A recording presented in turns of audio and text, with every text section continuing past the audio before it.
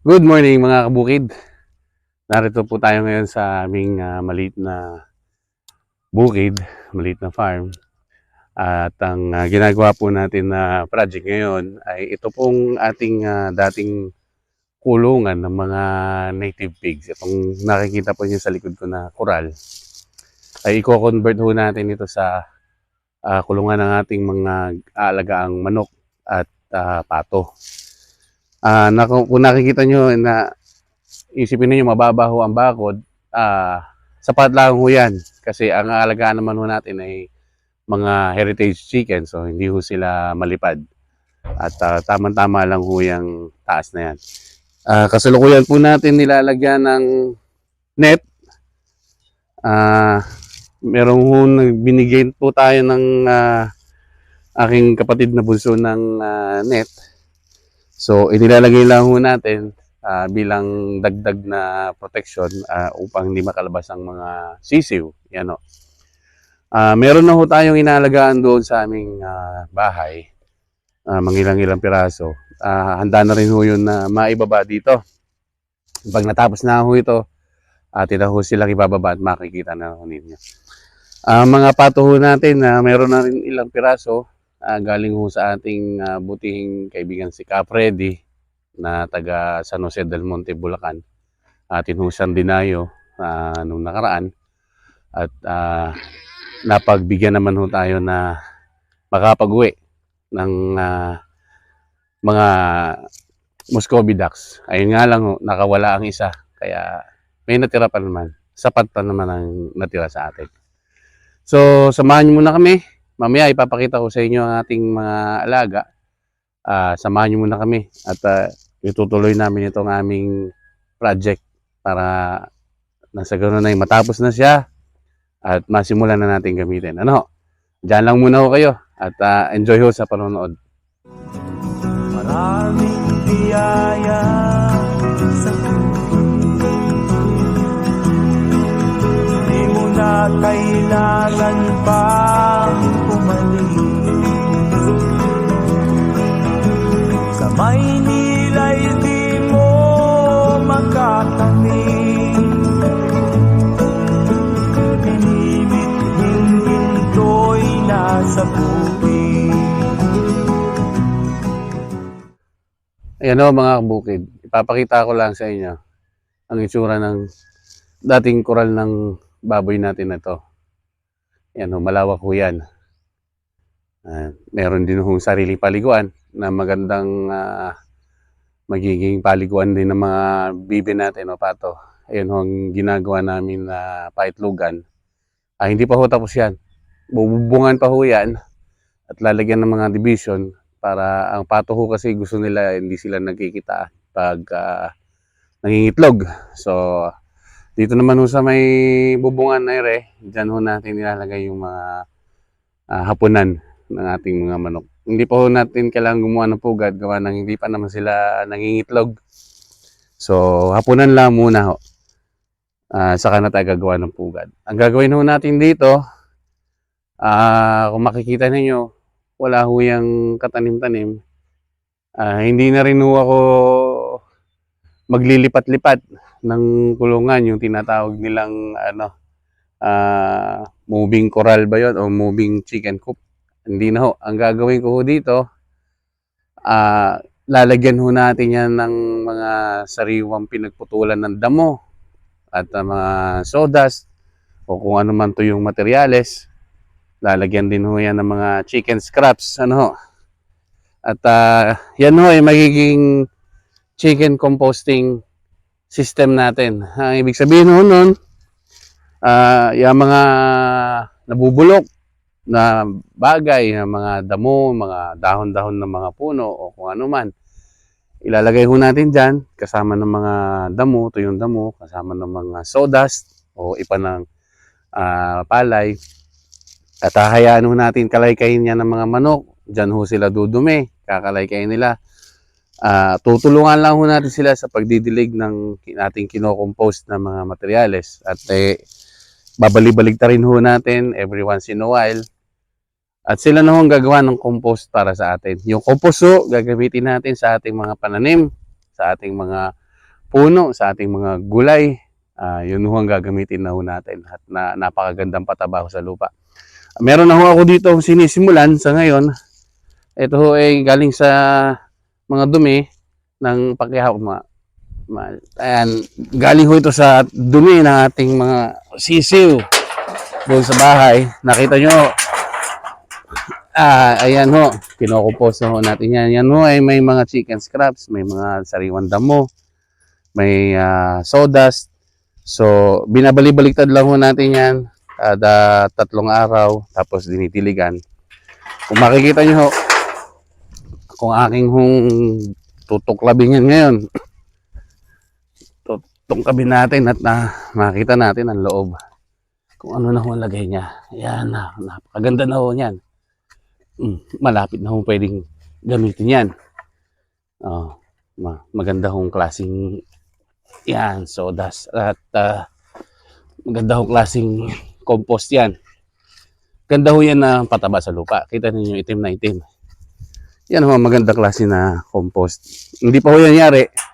At pagka nangyari na ho yan, eh, gagamitin na natin. Alis ka dyan, Pancho. Okay, masusugatan. Alis ka riyan. Dito ka. Saan ho kayo sa aming farm dog. At curious ho yan. Ito ho natin kinatatayuan pala. Labas na ho ito ng kulungan. Babakuran ho natin ito. Hindi naman ho kalakihan. Tataniman ng kung ano-anong tanim na pwedeng against the light ba? Dito ho tayo at hindi tayo magkakitaan.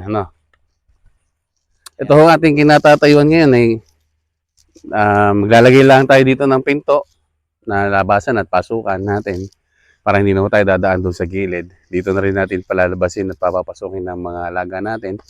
At itong kinatatayuan natin, ibabakuran natin. Tataniman ho natin ito ng mga kung ano-ano, mga microgreens, na mga munggo, kung ano man ho itatanim. Na ang purpose ho ay para merong kakalaykay ng ating mga manok at pato. Kakalaykay nila, makakakain sila ng mga sariwang halaman, sariwang mga seeds o buto galing sa lupa ho mismo. Kung may bulate, edi may bonus ho sila. At yun ho ang magiging bonus nila, parang regalo natin sa kanila. Hindi naman ho lagi, kaya para hindi rin humabugbog itong lupa. So gagawin lang ho nila yan mga siguro 2-3 beses sa isang linggo, sapat na ho yun. Total, ating naman silang pinapakain ho dito sa loob. At hindi naman sila magugutom. Tayo ho, pipilitin natin na hanggat maaari hindi gumamit ng commercial feeds. Kasi ho, ako'y naniniwala na ang manok ho mabubuhay ho yan sa natural lang na pamamaraan. Dahil kami ho may mga native na manok noon, hindi naman namin inahagisan ng feeds. Ang hinahagis lang ho namin ay yung mga tirang kanin o kung ano mga tirang gulay, kinakain ho nila at sila ay gala lang kung saan-saan ho sila pupunta para makagala. Ngayon ho dito, i-replicate lang ho natin o gagayahin ho natin yung nakikita natin sa nature. So yun ho ang magiging tahanan at pagmumula ng kanilang makakain.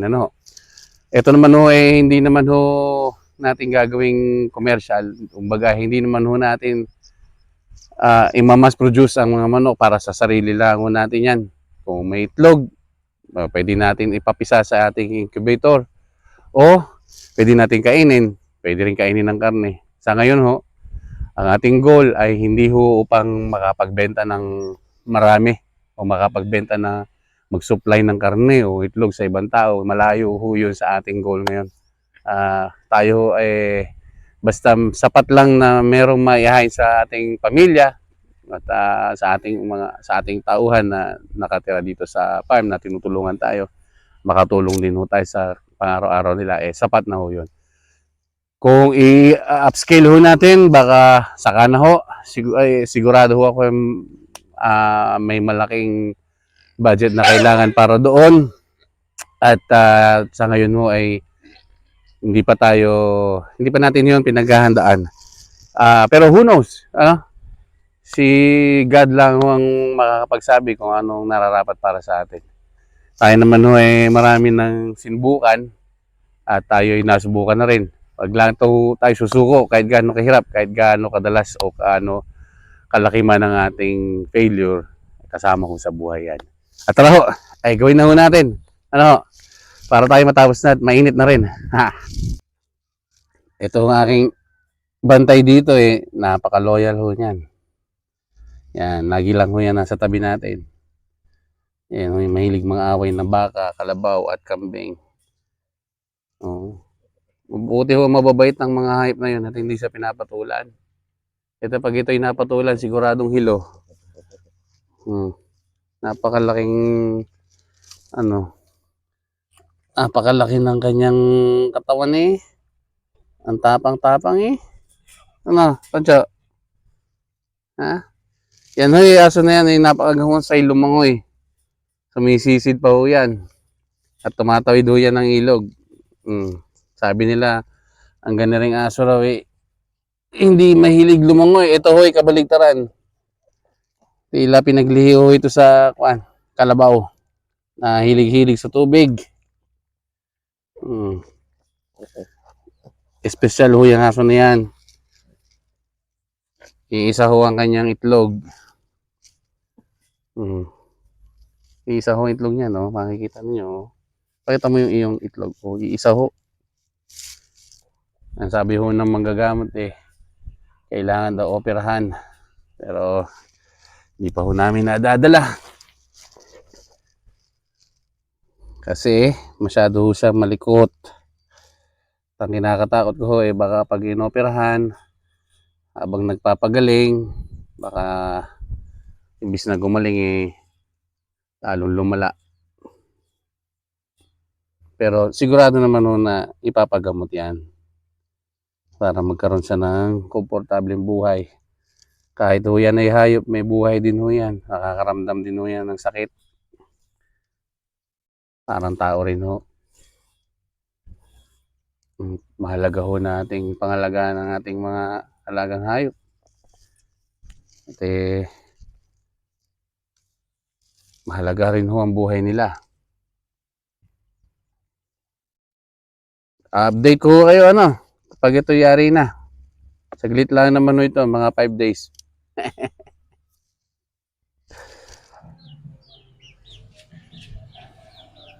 Ayan po mga kabukid, na-update ko lang ho kayo. Ito ho ang ating mga masisiglang mga manok. Ito ho ang ating Rhode Island Red. Yan ho. Maganda hong katawan ng mga yan. Pahinga ho sila ngayon, pahinga. Sasara ho natin, baka sila umalpas. Sila ho kasalukuyan na mamahinga. Ito naman ho sa pangalawa ang ating Jersey Giant ho yan. 4 ho yan.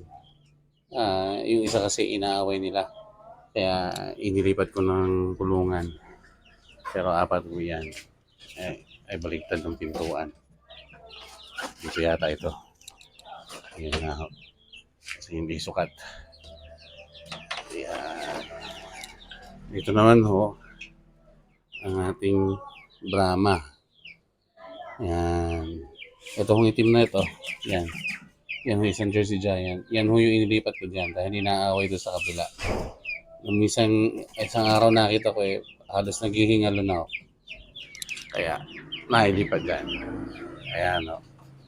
Mga manok ko na yan galing ho yan kay Sir Arben ng AJ Heritage Chicken Breeder. Sir Arben, shoutout sa iyo. Maganda na, malalaki na yung mga galing sa iyo, boss. Yan, pararabihin ho natin yan. Yan. Update ko lang ho kayo. Yan ho ang ating mga ibababa doon sa ginagawa nating kulungan. Yan. Okay. See you later. Carabao. Yan. Ere naman ho ang ating mga Muscovy duck. Ere mga to galing ho yan sa ating kaibigan na si Ka Freddy na ipinakilala ho sa ating ni Kabocals. Si Kabocals Farmer. Dati kong kasama yun sa hanap buhay, trabaho. Yun nga lang ho, ito yung barako riyan, yung may itim-itim. 2 ho dapat yan, nakaalpas yung isa. Ang ganda ang kulay nun, may itim din at may marami ang itim sa puti. Pero mas malaki ho itong natira. Kaya ayos pa naman din ho. At kaya pa niyang um, i-handle yung bilang na yan ng inahin. Hindi naman ho problema yun. So, pagka handa na ho itong kulungan, iaalpas na ho natin sila dito. Lalagyan natin sila dito. Yan. Update ko kayo pagka narito na sila sa kulungan. Ayan mga kabukid. Natapos na ho natin ang ating gawain sa araw na ito. Nabakuran na ho natin ng wire.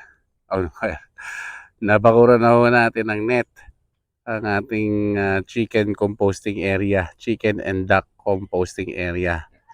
Ayan ho. Nabakuran na ho natin ng net. Ito naman ho itong paglilimliman ng mga pato. Lalagyan na lang ho yan ng bubong na yero. At yan at ang kanilang pugad ay lalagyan ng division para hindi sila magkakita-kita. At yan ang nangyayari na.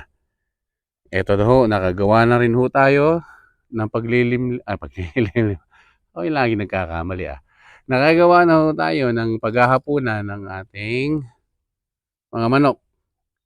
Yan, hindi pa ho sila nilagyan ng pugad. Gawa ng hindi pa naman ho sila mangingitlog. So, saka na ho yung pag mangingitlog na sila. So, ngayon, yan lang ho muna. Paglilimliman, paghahapunan. Lalagyan na lang ng cyclone at net yung banda sa area na yun sa likod para hindi sila makakatagos doon. Tapos, yan ho, yari na. At aalisin na lang itong mga baboy na ito. Kaya mga bukid, final touches na lang po ginagawa. Tatapusin na ho ito. Saglit na lang ho. At maumpisahan natin ang ating chicken composting area. Chicken composting area ng ating farm. Sana ho ito ay maging successful. Babalitaan ko ho kayo araw-araw tungkol sa progress ng ating project na ito. Sana ho tayo ay maging matagumpay. Nariyan naman ho si Lord, si God, binabantayan tayo at ginagabayan sa araw-araw para tayo ay magkaroon ng tama at maayos na desisyon. Yun ho. Maglaan ho tayo susuko sa anumang pagsubok ay parte ho ng buhay yan. Kasama ho yan sa ating pang-araw-araw. Manalangin lang ho tayo at magtiwala sa Diyos at siya hong bahala sa atin. Hindi ho niya tayo papabayaan. Ano? So hanggang dito na lang ho muna ang ating video at samahan niyo ho ako uli. Yun ho ang ating bantay sa lakay. Binamarkahan niya ang poste. Teritoryo daw niya yun para hindi lapitan ng baka. Yan ho, nagmamayabang doon. Ika-ikang maliit na aso na yan. Yan, ito ho ang tumatambad sa atin na yan, ang kapaligiran na tumatambad sa atin araw-araw. Napakaganda ho ang tanawin, ano? Yan ho. Thank you po. Maraming biyaya sa buhay. Di mo na kailangan pang umalis. Sa Maynila'y di mo makakamit. Pinimit-hing ginto'y nasa bukid. Hello, mic test. Testing.